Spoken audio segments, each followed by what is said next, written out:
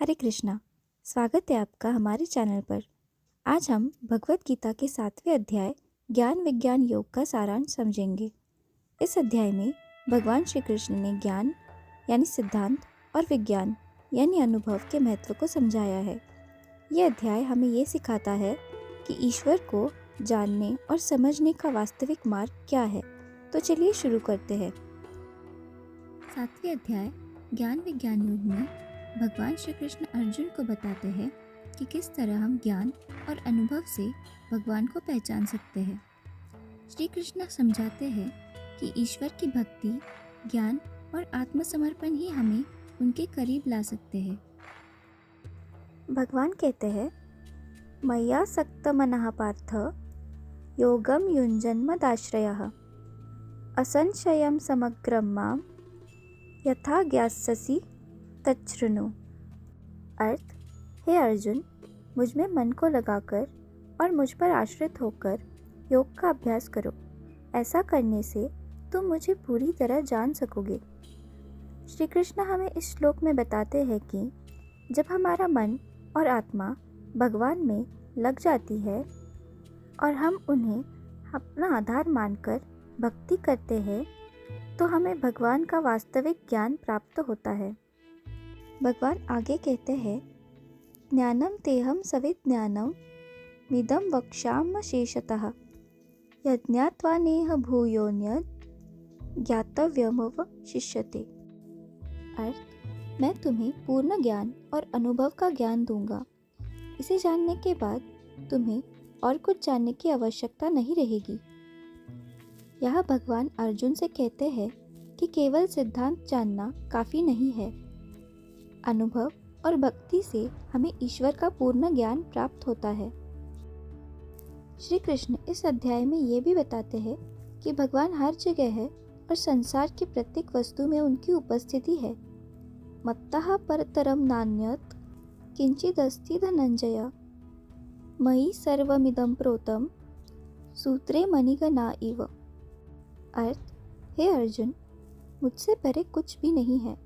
जैसे माला के मोतियों को धागा बांधता है, वैसे ही पूरा संसार मुझ में स्थित है। भगवान बताते हैं कि वे इस सृष्टि के मूल आधार है।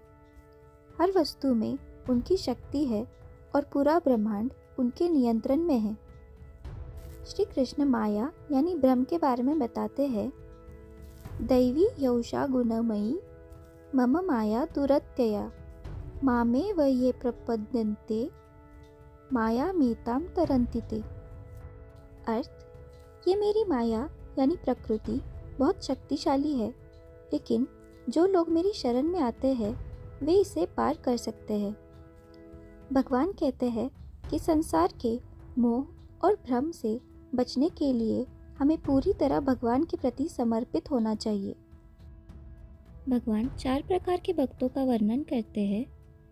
चतुर्विधा भजन्ते मां जनः सुकृतिनोऽर्जुन आर्तो जिज्ञासुरर्थार्थी ज्ञानी च भरतर्षभ। अर्थ, 4 प्रकार के भक्त मेरी भक्ति करते हैं।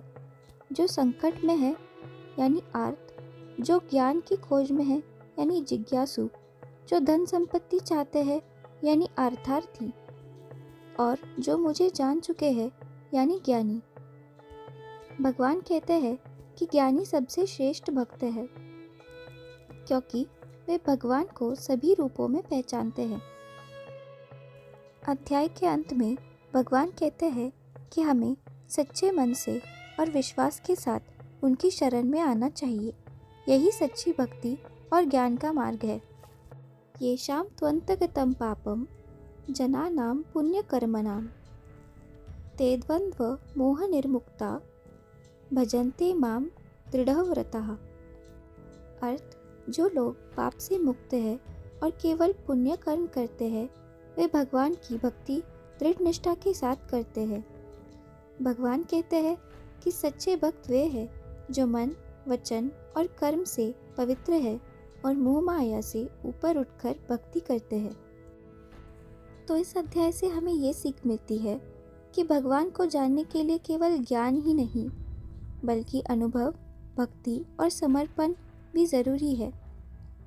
हमें अपने मन को शुद्ध करके और भगवान में विश्वास रखते हुए उनकी भक्ति करनी चाहिए। हमारे साथ जुड़ने के लिए धन्यवाद। भगवान श्री कृष्ण की कृपा आप सभी पर बनी रहे। अगर आपको ये वीडियो पसंद आया तो लाइक करें और हमारे चैनल को सब्सक्राइब करें।